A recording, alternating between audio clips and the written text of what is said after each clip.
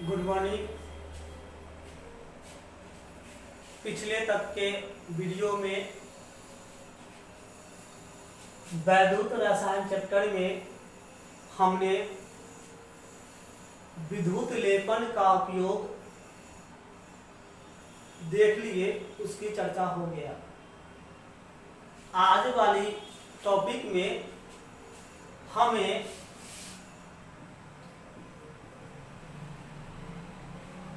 Faraday का नियम वैद्युत अपघटन संबंधी जानना है। मीनिंग, हमें विद्युत अपघटन संबंधी जो नियम है फैराडे का, हमें उस नियम के बारे में पढ़ना है। फैराडे नामक वैज्ञानिक जो कि ट्रांसफार्मर का आविष्कारक भी है, पूरा नाम माइकल फैराडे होता है। इनका कहना था कि किसी विद्युत अपघट के विलयन में विद्युत धारा प्रवाहित किया जाए, किसी विद्युत अपघट के विलयन में विद्युत धारा प्रवाहित किया जाए तो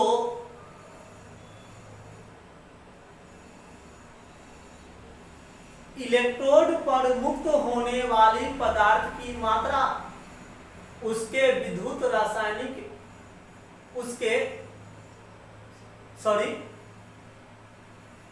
माइकल फैराडे के अनुसार यदि किसी विद्युत अपघट के विलयन में विद्युत धारा प्रवाहित किया जाए तो इलेक्ट्रोड पर मुक्त होने वाली पदार्थ की मात्रा विलयन में प्रवाहित विद्युत धारा के परिमाण का समानुपाती होता है। फिर से सुनिएगा, माइकल फैराडे का कहना था कि यदि किसी विद्युत अपघट के विलयन में विद्युत धारा प्रवाहित की जाए तो इलेक्ट्रोड पर मुक्त होने वाली पदार्थ की मात्रा विलयन में प्रवाहित विद्युत धारा के परिमाण का समानुपाती होता है। इस नियम को ही फैराडे का प्रथम नियम बोला गया। अर्थात मुक्त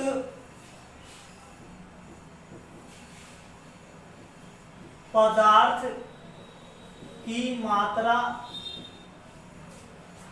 समानुपाती होगा विलयन में प्रवाहित विद्युत धारा के परिमाण का। ये सर फैराडे का प्रथम नियम है कि किसी विद्युत अपघट के विलयन में विद्युत धारा प्रवाहित की जाए तो इलेक्ट्रोड पर मुक्त होने वाली पदार्थ की मात्रा विलयन में प्रवाहित विद्युत धारा के परिमाण का समानुपाती होगा। अर्थात m मुक्त पदार्थ की मात्रा को यदि हम m लिख दें तो m समानुपाती होगा c इंटू टी का, जहां c विद्युत और t समय। अर्थात m बराबर समानुपाती चिन्ह हटाते हैं तो हम कांस्टेंट इस्तेमाल करते हैं। समानुपाती चिन्ह हटाने पर हम कांस्टेंट इस्तेमाल करते हैं कांस्टेंट के रूप में यहाँ जेड आएगा, जेड इंटू सी इंटू टी, अर्थात m बराबर जेड सी टी, जहां जेड स्थिरांक है। इस स्थिरांक का नाम विद्युत रासायनिक तुल्यांक होता है। मीनिंग कि फैराडे का प्रथम नियम कहता है कि मुक्त पदार्थ की मात्रा समानुपाती होगा विलयन में प्रवाहित विद्युत धारा के परिमाण का, अर्थात मुक्त पदार्थ की मात्रा को यदि हम m समझे तो m समानुपाती होगा c इंटू टी का, जहां c विद्युत धारा, t समय। हम समानुपाती चिन्ह हटाते हैं तो कांस्टेंट लाना होता है। यहाँ कांस्टेंट के रूप में हमें z का इस्तेमाल हुआ, अर्थात हम लिख दिए m बराबर जेड सी टी, जहां z स्थिरांक है। इस स्थिरांक को विद्युत रासायनिक तुल्यांक, z स्थिरांक है, इस स्थिरांक को विद्युत रासायनिक तुल्यांक कहते हैं। अर्थात हमें यदि z का मान निकालना हो तो हम क्या लिखेंगे सर? हम लिखेंगे कि m बराबर Z C T, meaning m बटा सी टी बराबर जेड, इसलिए z बराबर m बटा सी इंटू टी, अर्थात क्या? तो मुक्त पदार्थ की मात्रा बटा विद्युत धारा का परिमाण, हम इसे कह सकते हैं प्रवाहित विद्युत धारा का परिमाण। मीनिंग यदि हमसे पूछा जाए कि विद्युत रासायनिक तुल्यांक क्या होता है, विद्युत रासायनिक तुल्यांक क्या होता है, तो हम जवाब दे सकते हैं कि मुक्त पदार्थ की मात्रा एवं प्रवाहित विद्युत धारा के परिमाण के अनुपात को, प्रवाहित विद्युत धारा के परिमाण के अनुपात को विद्युत रासायनिक तुल्यांक कहते हैं। फिर से विद्युत रासायनिक तुल्यांक Z क्या है? तो मुक्त पदार्थ की मात्रा और प्रवाहित विद्युत धारा के परिमाण के अनुपात को विद्युत रासायनिक तुल्यांक कहते हैं। इसे हम दूसरे शब्द में भी व्यक्त कर सकते हैं।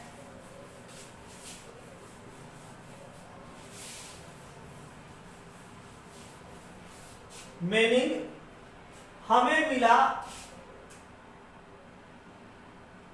z बराबर m बराबर जेड सी टी, यदि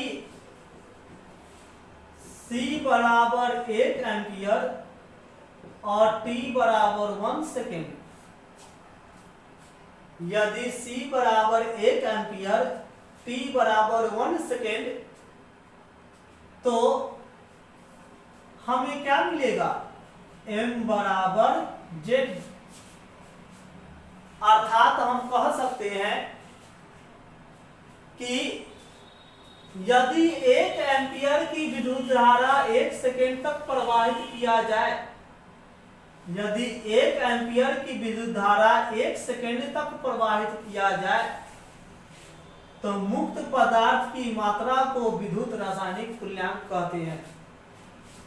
फिर से, यदि 1 एम्पियर की विद्युत धारा 1 सेकेंड तक प्रवाहित किया जाए, यदि 1 एम्पियर की विद्युत धारा 1 सेकेंड तक प्रवाहित किया जाए तो मुक्त पदार्थ की मात्रा को विद्युत रासायनिक तुल्यांक कहते हैं।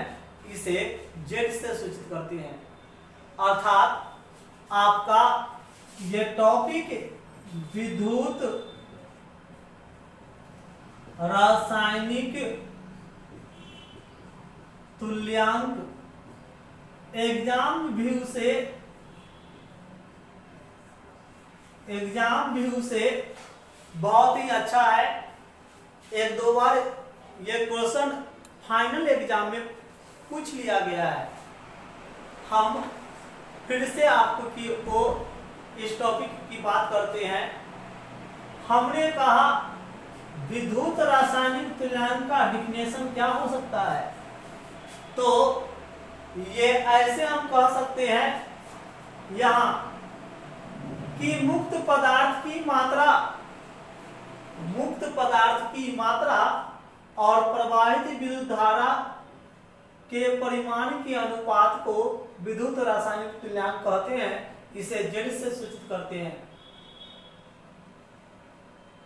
इसे दूसरे शब्दों में हम ऐसे भी लिख सकते हैं। बात समझिए, हमें सूत्र था M बराबर जेड सी टी। हमने माना कि यदि C बराबर 1 एम्पियर और T बराबर 1 सेकेंड हो तो M बराबर जेड। तो सर हम कह सकते हैं कि विद्युत रासायनिक तुल्यांक क्या है, तो उसकी दूसरी डिफिनेशन हम कह सकते हैं कि यदि 1 एम्पियर की विद्युत धारा 1 सेकेंड तक प्रवाहित की जाए, यदि 1 एम्पियर की विद्युत धारा 1 सेकेंड तक प्रवाहित की जाए तो मुक्त पदार्थ की मात्रा को विद्युत रासायनिक तुल्यांक कहते हैं। फिर से, यदि 1 एम्पियर की विद्युत धारा 1 सेकेंड तक प्रवाहित की जाए तो मुक्त पदार्थ की मात्रा को विद्युत रासायनिक तुल्यांक कहते हैं। इसे जेड से सूचित करते हैं। आप विद्यार्थी इस टॉपिक को, इस डिफिनेशन को भली भांति याद रखिएगा। ये एग्जाम का टॉपिक है, एग्जाम में जरूर आएगा। हाँ, अब हमें फैराडे का दूसरा नियम देखना है।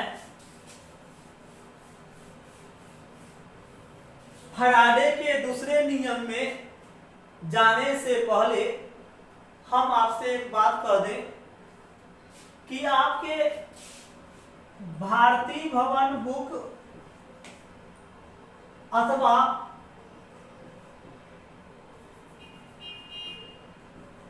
NCERT वाली बुक में ही सही फैराडे के इस नियम पर, फैराडे का प्रथम नियम और फैराडे का द्वितीय नियम, इस पर आंकिकी है बनाने के लिए हम जब चैप्टर समाप्त होगा तो हम उस आंकिकी का चर्चा आपसे करेंगे वीडियो बना करके।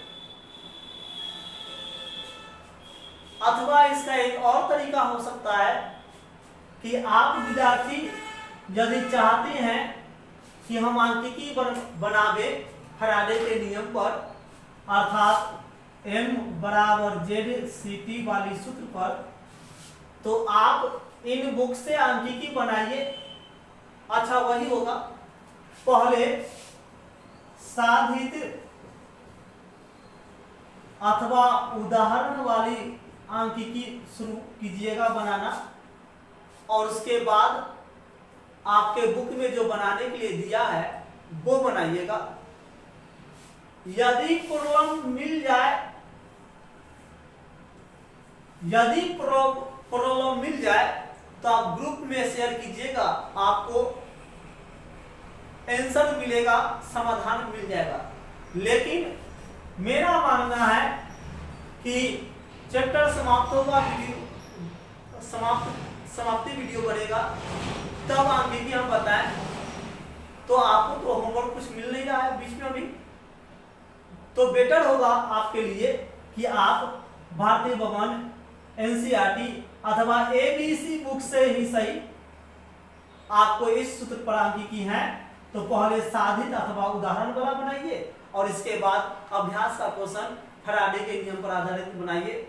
जो क्वेश्चन का आंसर आपसे नहीं हो पाएगा, समझ में नहीं आएगा, क्वेश्चन ग्रुप में शेयर कीजिएगा, आपको आंसर मिल जाएगा। चलिए हम लोग फैराडे के दूसरे नियम पर पहुंचते हैं।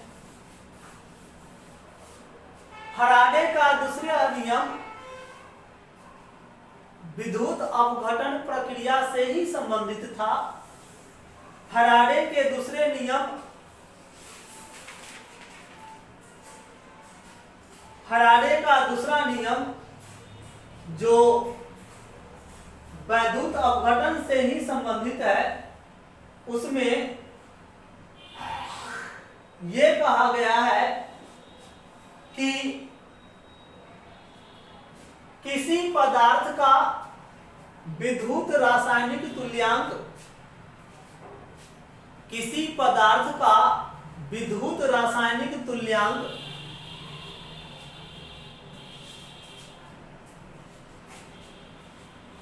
उसके तुल्यांकी भार का समानुपाती होता है। फैराडे का दूसरा नियम कहता है कि किसी पदार्थ का विद्युत रासायनिक तुल्यांक Z,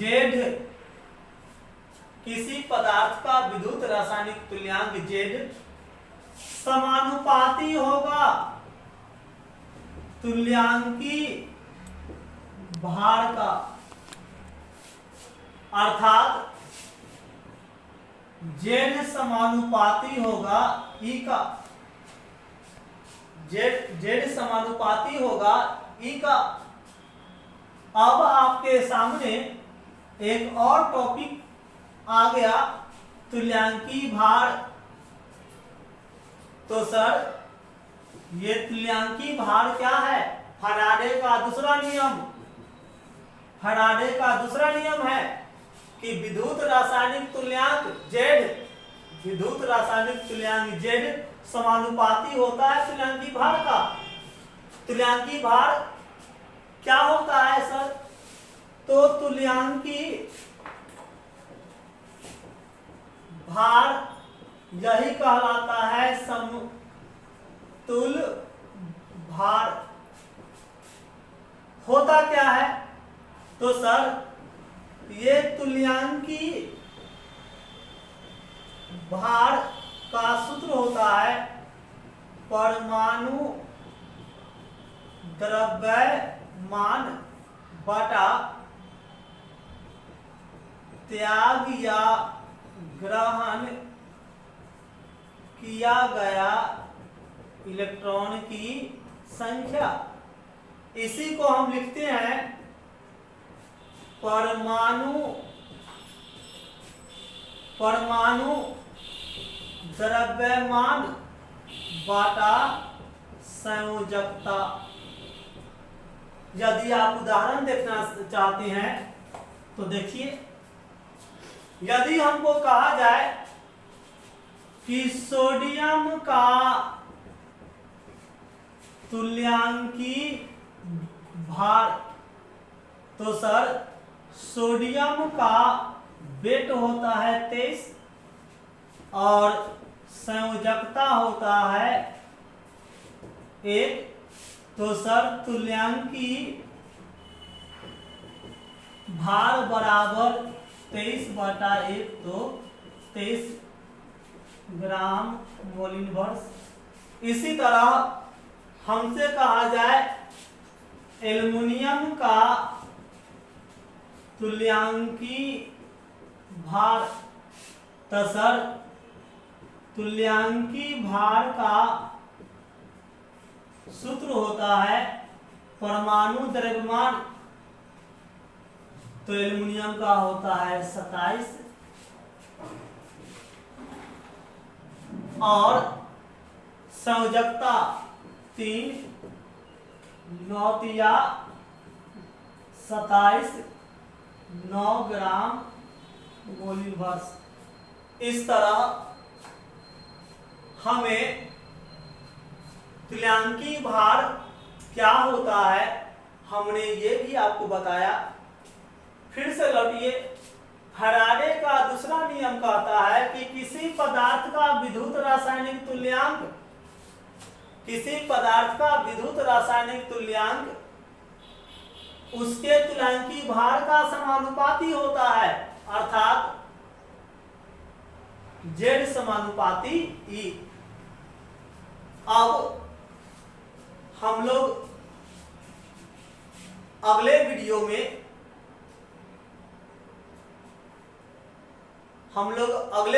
में चालकत्व, विद्युत अपघटिका चालकत्व अथवा चालकता संबंधी टॉपिक और ओम का नियम देखेंगे।